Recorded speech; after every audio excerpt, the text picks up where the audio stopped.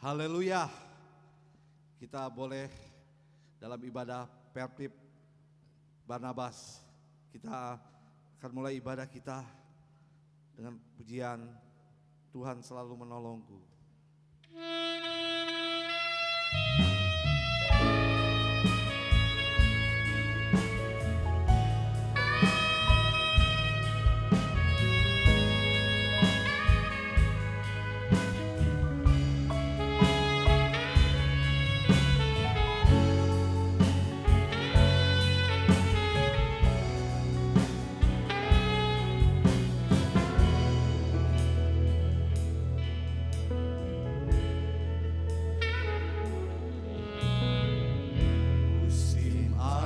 Selalu berganti,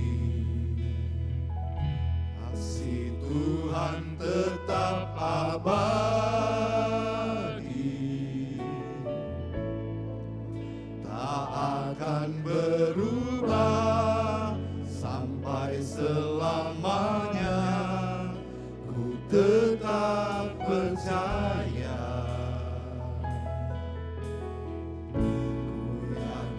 Tuhan memberkati,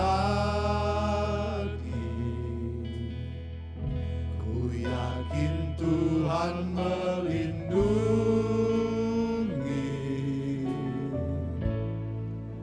burung di udara Tuhan pelihara, karena kasih-Nya musim akan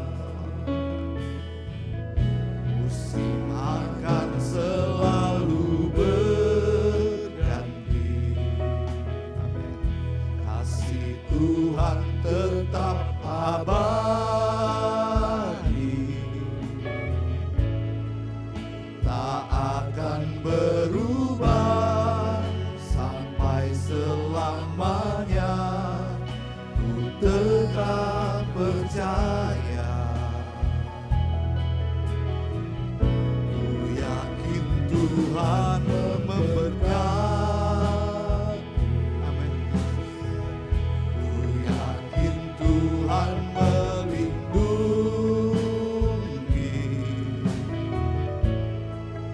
burung di udara Tuhan pelihara, karena kasih-Nya. Tuhan selalu menolongku, selalu menjagaku,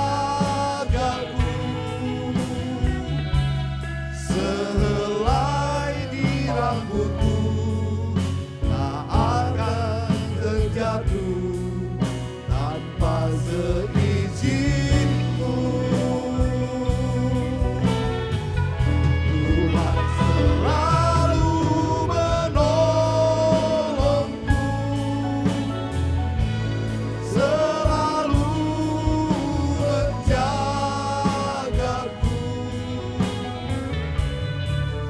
Dia mengenyangkanku dan pelihara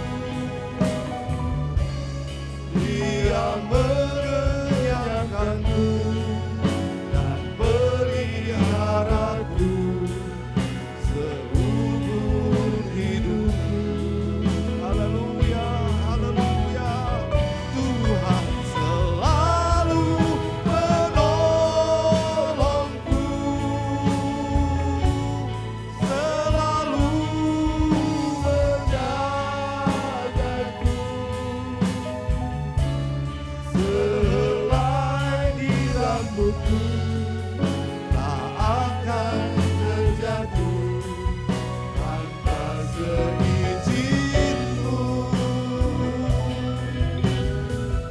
Tuhan selalu menolongku, selalu menjagaku.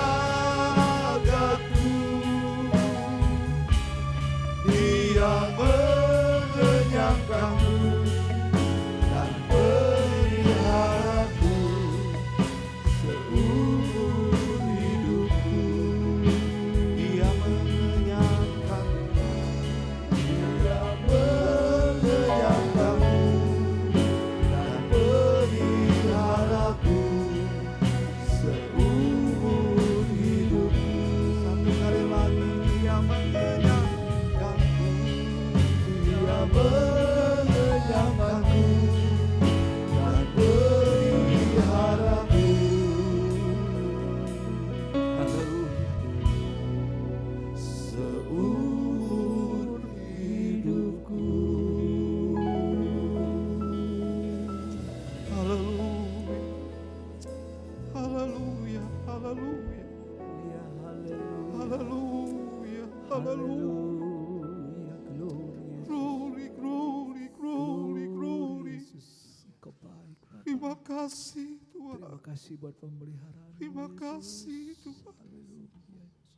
Terima kasih Tuhan. Yesus, terima kasih. Terima kasih Tuhan. Terima kasih. Kami ucap syukur Tuhan. Thank you, Kau Lord. begitu baik Tuhan. Thank you, Lord. Kau selalu beserta dengan kami Tuhan. Kau memelihara kami Tuhan. Di masa-masa yang sulit ini Tuhan. Di masa pandemi ini Tuhan. Terima kasih. Kau selalu menjaga kami Tuhan. Terima kasih Tuhan. Terima kasih Tuhan. Siapakah kami ini Tuhan?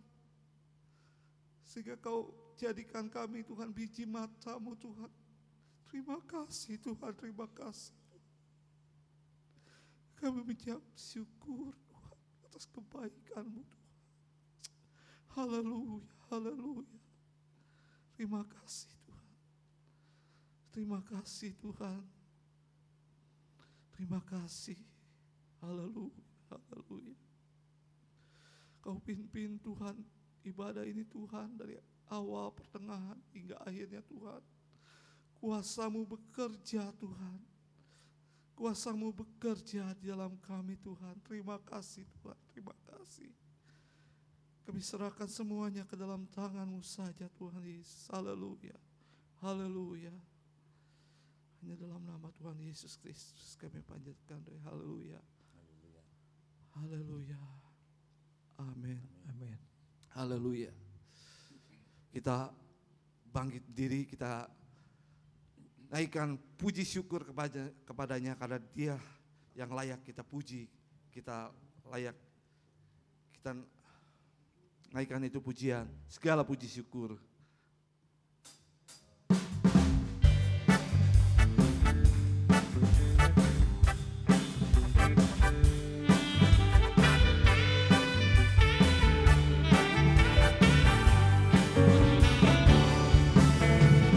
Segala puji syukur hanya bagi-Mu Tuhan, sebab Kau yang layak dipuja. Haleluya. Kami mau bersorak, tinggikan nama-Mu. Haleluya. Segala puji syukur, segala puji syukur hanya bagi-Mu Tuhan, sebab Kau yang layak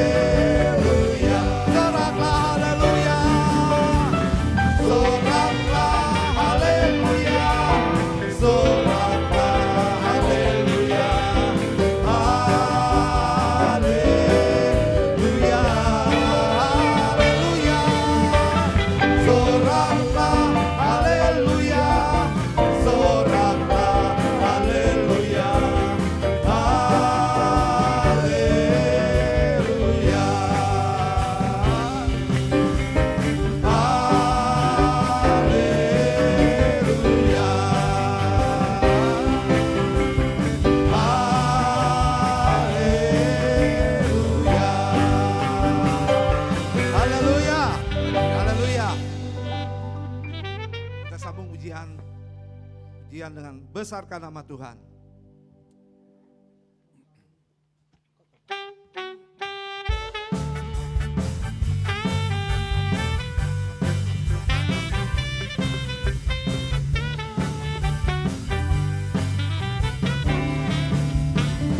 Besarkan nama Tuhan, pujilah Dia.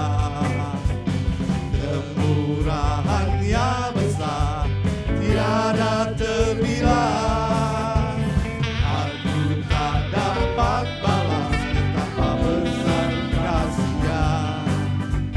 Oh, besarkanlah namanya, besarkan nama Tuhan. Besarkan nama Tuhan, pujilah Dia. Kemurahan-Nya besar, tiada terbilang. Aku tak dapat balas betapa besar kasih-Nya. Oh, besarkanlah namanya.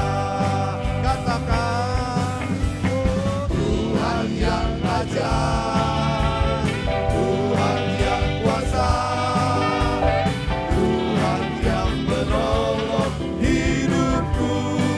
Haleluya. Tuhan yang ajaib, Tuhan yang kuasa, jiwaku ditebus oleh-Nya. Besarkan nama Tuhan, besarkan nama Tuhan. Amin. Pujilah Dia. Kemurahan-Nya besar, tiada terbilang. Oh, aku tak dapat balas betapa besar kasih-Nya. Oh, besarkanlah namanya. Katakan, Tuhan yang ajaib, Tuhan yang ajaib, Tuhan yang kuasa, Tuhan yang menolong hidupku. Haleluya. Tuhan yang ajaib, Tuhan yang kuasa, jiwaku ditebus oleh-Nya. Tuhan yang ajaib, Tuhan yang ajaib, Tuhan yang kuasa, Tuhan yang menolong hidupku. Haleluya. Tuhan yang ajaib, Tuhan yang kuasa, jiwaku ditebus oleh-Nya. Tuhan yang ajaib, Tuhan yang kuasa, Tuhan yang menolong hidupku. Haleluya. Tuhan yang ajaib, Tuhan yang kuasa, jiwaku ditebus oleh-Nya. Tuhan yang ajaib, Tuhan yang kuasa, Tuhan yang menolong hidupku. Haleluya. Tuhan yang ajaib, Tuhan yang kuasa, jiwaku ditebus oleh-Nya. Jiwaku ditebus oleh-Nya. Haleluya. Jiwaku ditebus oleh-Nya. Haleluya. Haleluya. Tiba saatnya kita akan mendengar firman Tuhan. Mari kita siapkan hati kita untuk mendengar sabdanya. Kita naikkan pujian. Yesus setia. Dia Allah yang setia. Sekalipun kita dalam lembah kelam, Dia selalu beserta kita. Dia yang berjanji Dia takkan mengingkari firman-Nya, iya dan amin. Haleluya.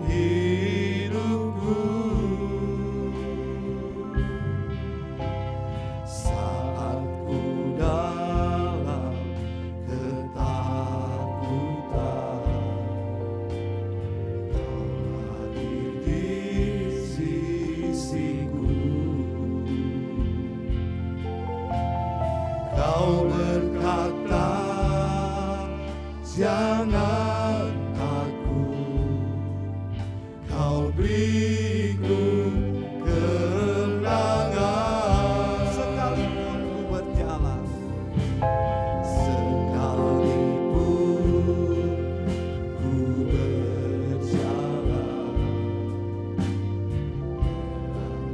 lembah gelap, namun tanganmu selalu menopang hidupku. Saat ku dalam ketakutan, Kau hadir di sisiku. amin Tuhan. Kau berkata, jangan takut, Kau beriku kemenangan. Kaulah Tuhan yang berjanji, tak sekalipun Kau ingkari kesetiaan-Mu sungguh terbukti di sepanjang hidupku.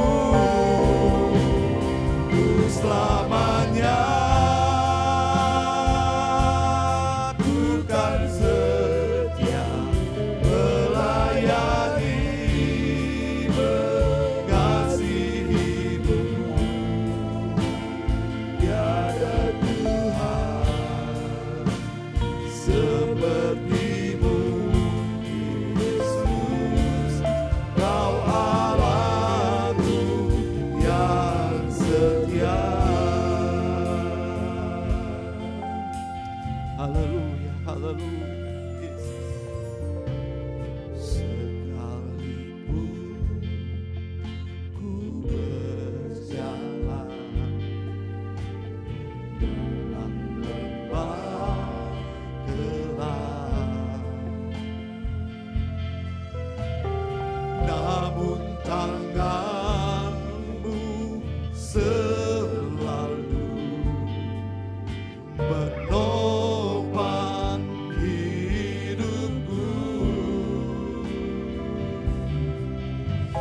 Saat ku dalam ketakutan,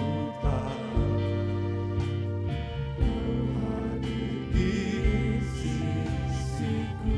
Terima kasih. Kau berkata, jangan takut, Kau beriku kemenangan. Kaulah Tuhan yang berjanji. Haleluya, haleluya. Haleluya.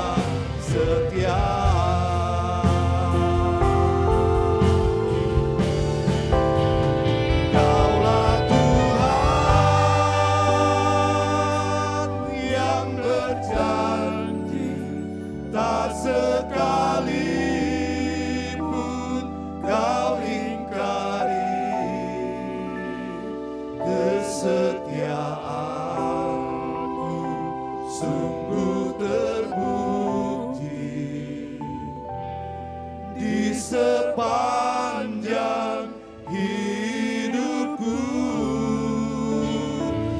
selamanya aku kan setia melayani, mengasihimu. Tiada Tuhan sepertimu, Yesus.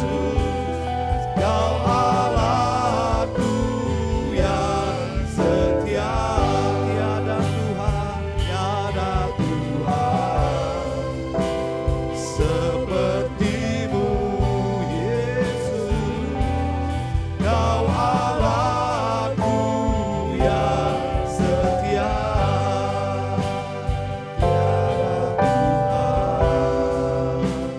sepertimu, Yesus. Kau Allahku yang setia. Haleluya. Haleluya, Yesus. Yesus Tuhan Allah Bapa Haleluya, kami, Allah yang Yesus. berkuasa dalam tatamu yang kudus dan penuh keagungan.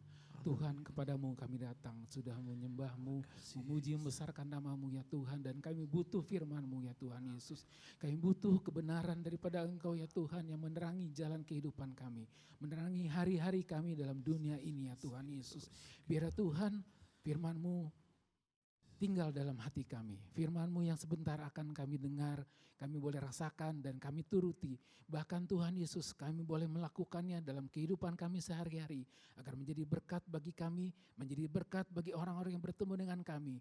Menjadi berkat bagi lingkungan kami ya Tuhan Yesus. Karena kami melakukan semuanya ini dalam cinta kasih akan Tuhan Yesus Kristus.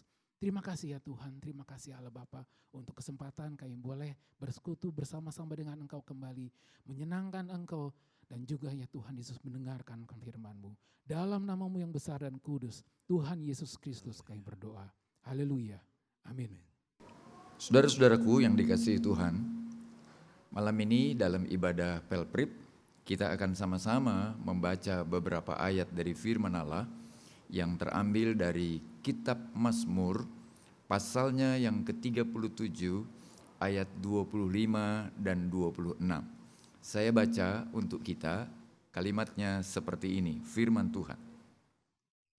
Dahulu aku muda, sekarang telah menjadi tua, tetapi tidak pernah kulihat orang benar ditinggalkan, atau anak cucunya minta-minta roti.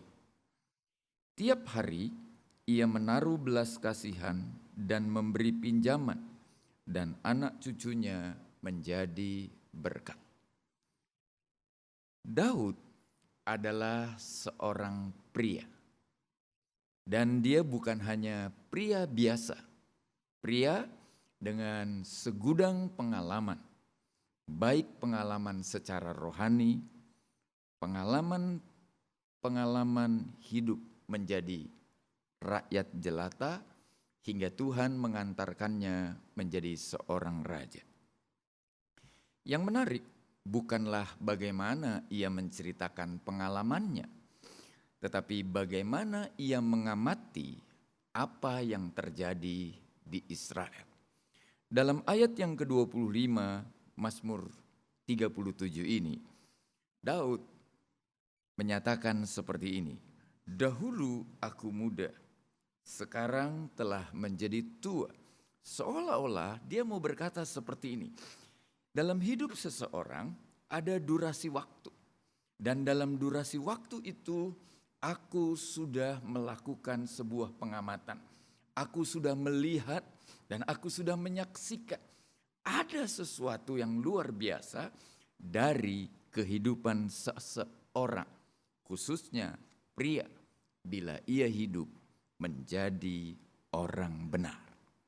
Apa itu, saudara-saudara? Mari lihat. Tidak pernah kulihat orang benar ditinggalkan, atau anak cucunya minta roti. Dalam pengamatannya, saudaraku, Daud melihat bahwa ada sebuah kehidupan yang disebut dengan orang benar, dan kehidupannya adalah sebuah kehidupan yang luar biasa. Kenapa disebut luar biasa, saudaraku?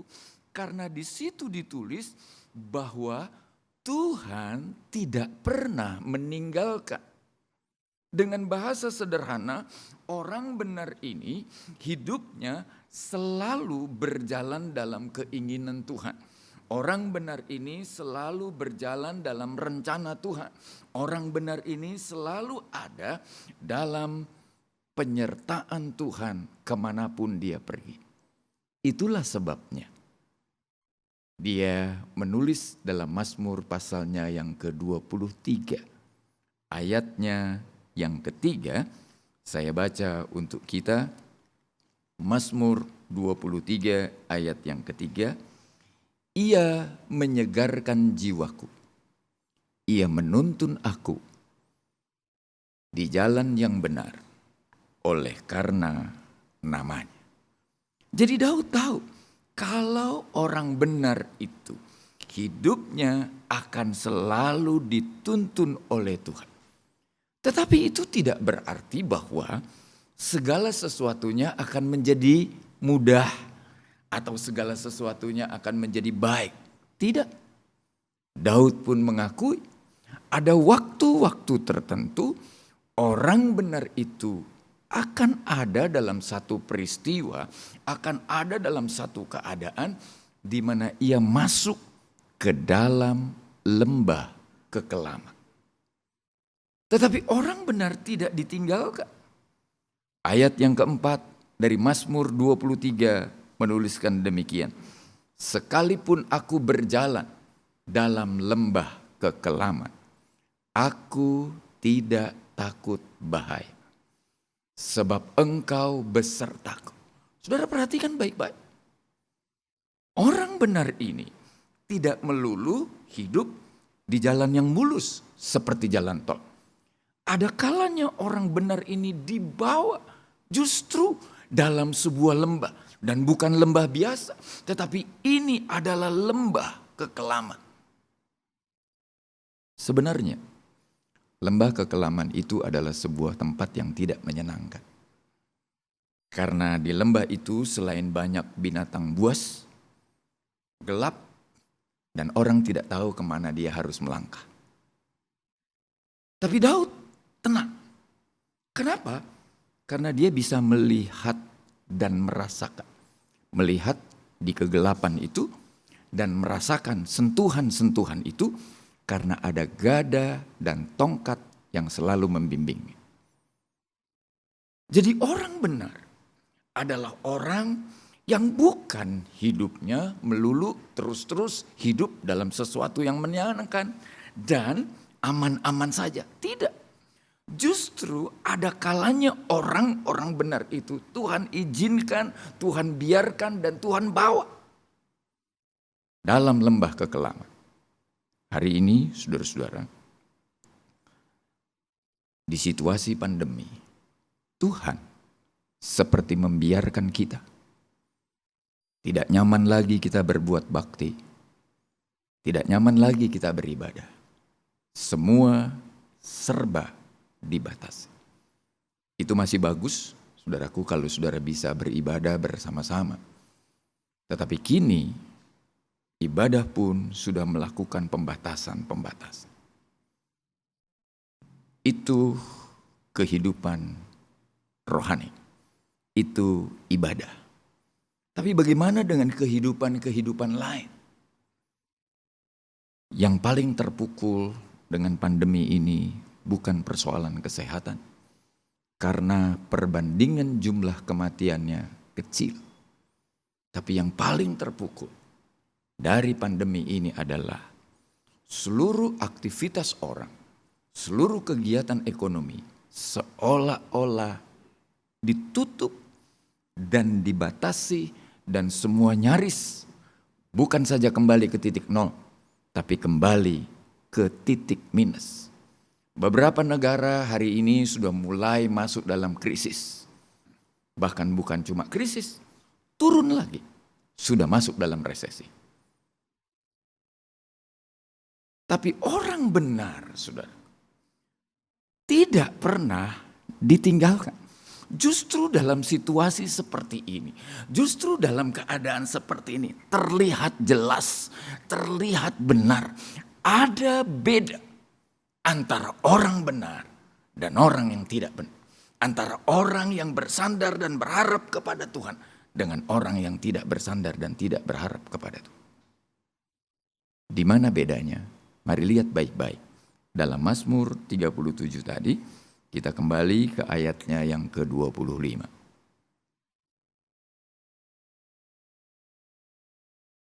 Atau anak cucunya meminta-minta roti. Orang benar, saudaraku, bukan hanya hidup untuk hari ini. Orang benar itu biasanya dia menata hidupnya untuk besok, bahkan untuk kekekalan. Kalau untuk besok, itu berbicara tentang keluarganya, tentang keturunannya, tentang anak cucunya, dan seterusnya. Tetapi kalau untuk kekekalan, itu bicara tentang kehidupan setelah kematian. Orang benar adalah orang yang menata hidupnya secara baik. Dan firman itu mengajar dia, firman itu membimbing dia untuk dia melakukan sesuatu yang baik. Kalau kita membaca dalam ayat ini, anak cucunya meminta-minta roti. Itu tidak akan terjadi, saudara. Kenapa? Karena orang benar melakukan sesuatu yang tidak pernah dilakukan oleh orang-orang biasa. Saya ajak saudara membaca kitab Amsal sekarang, pasalnya yang ke-13, lalu kita membaca ayatnya yang ke-22. Amsal pasal 13 ayat 22, kalimatnya bertuliskan demikian. Orang baik meninggalkan warisan bagi anak cucunya. Saya ulang, orang baik meninggalkan warisan bagi anak cucunya. Di dalam Alkitab, pengertian baik dan pengertian benar itu hampir berdekatan. Dengan bahasa sederhana, Daud bukan saja menyaksikan, tapi kita melihat dari pengalaman hidupnya Daud, bagaimana ia mempersiapkan diri, mengatur supaya tahta kerajaannya pun tetap berjalan dengan baik. Itu sebabnya saudara-saudara, Tuhan di akhir peristiwa mangkatnya Daud memberi sebuah catatan yang mungkin akan mengagetkan kita. Segera kita buka Kisah Para Rasul pasalnya yang ke-13, ayatnya yang ke-26. Kisah Para Rasul 13 ayat 26. Kisah 13 ayat 36 maksud saya, saudara-saudara. Kalimatnya berkata begini, sebab Daud melakukan kehendak Allah. Sampai kapan, saudaraku? Pada zamannya. Itu artinya sepanjang dia memerintah, sepanjang dia berkuasa, selama itu dia melakukan kehendak Tuhan. Betul, kita bisa mensodorkan satu peristiwa. Betul, kita bisa memberi bukti. Ada sebuah peristiwa cacat dalam hidupnya. Tetapi Daud menyelesaikannya dengan baik, saudara. Daud tidak dihukum karena itu. Tetapi Tuhan menyelesaikan dan memberikan kesempatan kepada Daud untuk menyelesaikan. Kita kembali ke Mazmur 37. Jadi, orang benar ini bukan hanya menata dirinya sendiri, tetapi dia juga menata masa depannya. Dia berpikir untuk anak-anaknya, bahkan dia berpikir untuk cucu-cucunya.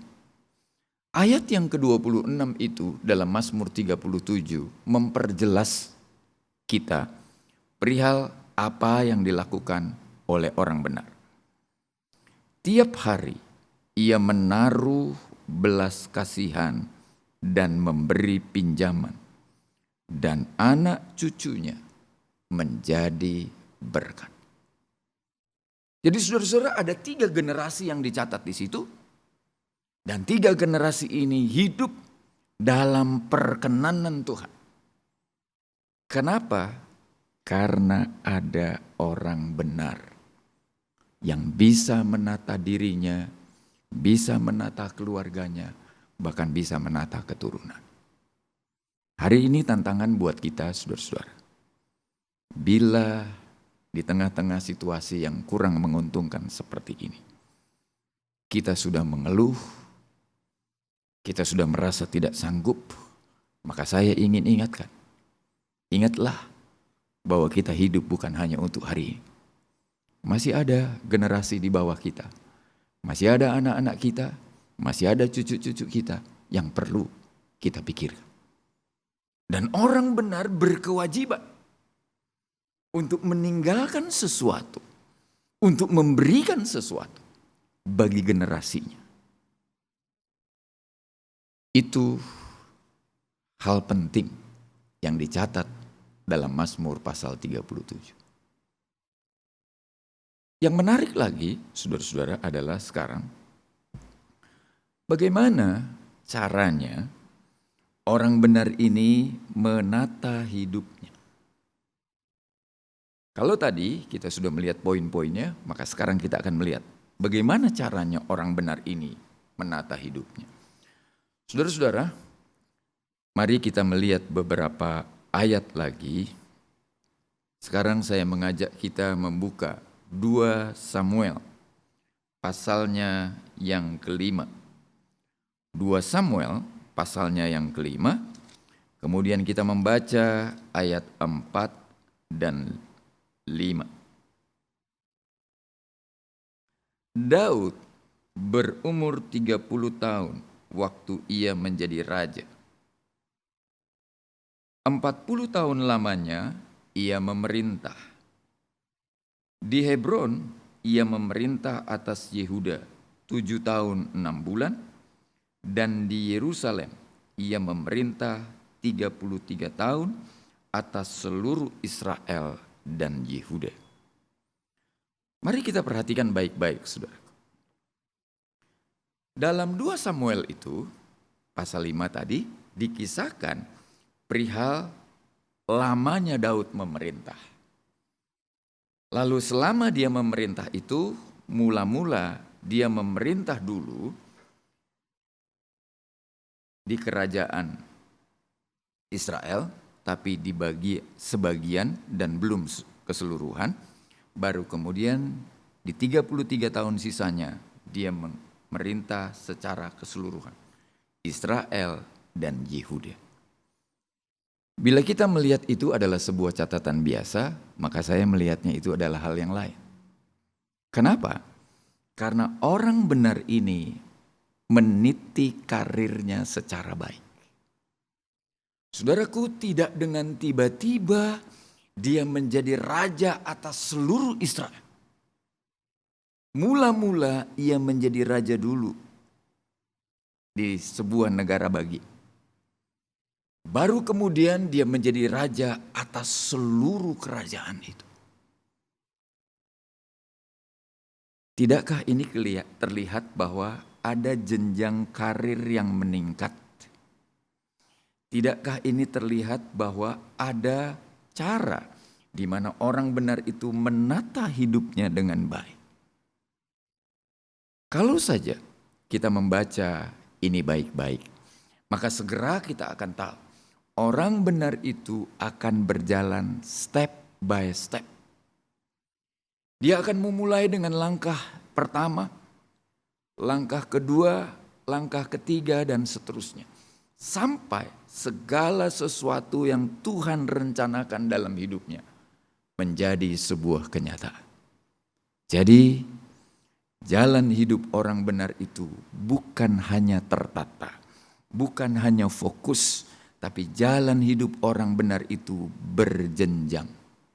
Dengan bahasa sederhana, ia tahu hal apa yang pertama kali ia lakukan.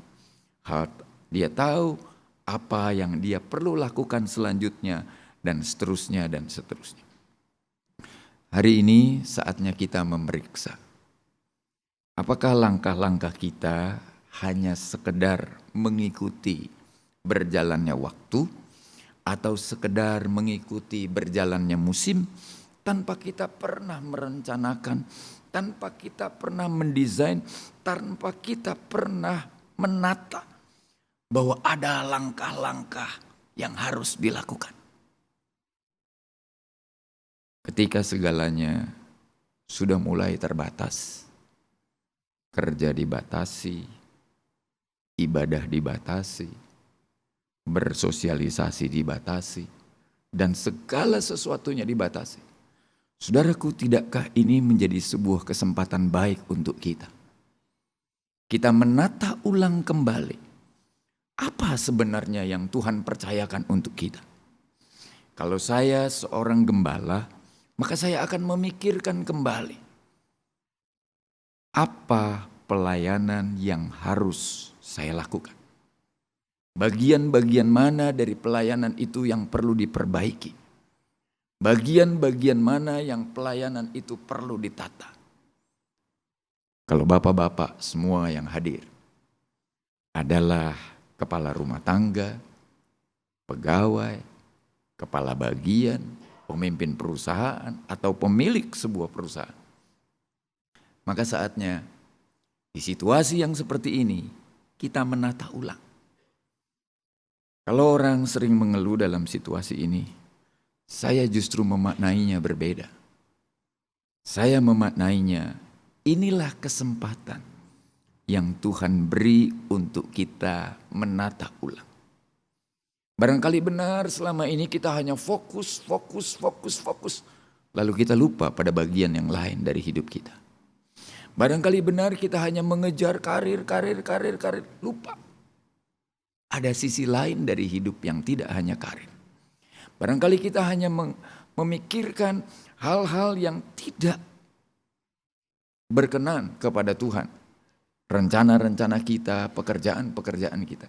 Hari ini Tuhan mau kita duduk tenang. Sementara semua dibatasi, sementara semua seolah-olah tertutup. Saya percaya jalan Tuhan untuk kita tidak akan pernah tertutup. Apa yang Tuhan buat untuk kita tidak pernah dibatasi. Apa yang Tuhan buat untuk kita tidak akan pernah tertutup. Saya mengutip kembali Mazmur 23 ayatnya yang keempat. Dalam lembah kekelaman, aku tidak takut bahaya. Sebab gadamu dan tongkatmu, itulah yang memimpin aku. Engkau besertaku melewati situasi-situasi seperti ini.